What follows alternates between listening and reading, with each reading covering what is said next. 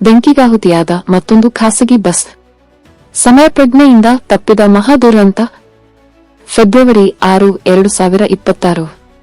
ಇತ್ತೀಚಿನ ದಿನಗಳಲ್ಲಿ ರಾಜ್ಯದಲ್ಲಿ ಖಾಸಗಿ ಬಸ್ಗಳಲ್ಲಿ ಬೆಂಕಿ ಅವಘಡಗಳು ಹೆಚ್ಚಾಗುತ್ತಿದ್ದು, ಇಂದು ಮುಂಜಾನೆ ಮತ್ತೊಂದು ಗಂಭೀರ ಘಟನೆ ವರದಿಯಾಗಿದೆ. ಬೆಂಗಳೂರು ತುಮಕೂರು ರಾಷ್ಟ್ರೀಯ ಹೆದ್ದಾರಿ 48ರ ಹನುಮಂತಪುರ ಗೇಟ್ ಬಳಿ ಖಾಸಗಿ ಸ್ಲೀಪರ್ ಕೋಚ್ ಬಸ್ ಬೆಂಕಿಗೆ ಆಹುತಿಯಾಗಿದ್ದು, ಭಾರೀ ಆತಂಕ ಸೃಷ್ಟಿಸಿದೆ.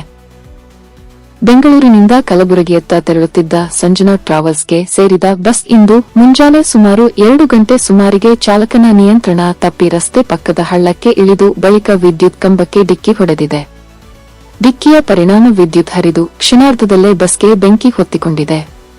ಬಸ್ನಲ್ಲಿದ್ದ ಸುಮಾರು 40 ಪ್ರಯಾಣಿಕರು ಸಮಯ ಪ್ರಜ್ಞೆಯಿಂದ ತಕ್ಷಣವೇ ಹೊರಬಂದ ಪರಿಣಾಮ ಪವಾಡ ಸದೃಶವಾಗಿ ಯಾವುದೇ ಪ್ರಾಣಹಾನಿ ಸಂಭವಿಸಿಲ್ಲ.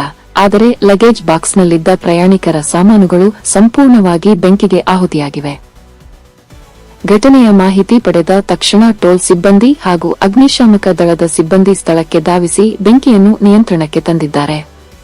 ನೆಲಮಂಗಲ ಸಂಚಾರಿ ಠಾಣೆ ಪೊಲೀಸರು ಸ್ಥಳಕ್ಕೆ ಭೇಟಿ ನೀಡಿ ಪರಿಶೀಲನೆ ನಡೆಸಿ ಪ್ರಕರಣ ದಾಖಲಿಸಿಕೊಂಡಿದ್ದಾರೆ.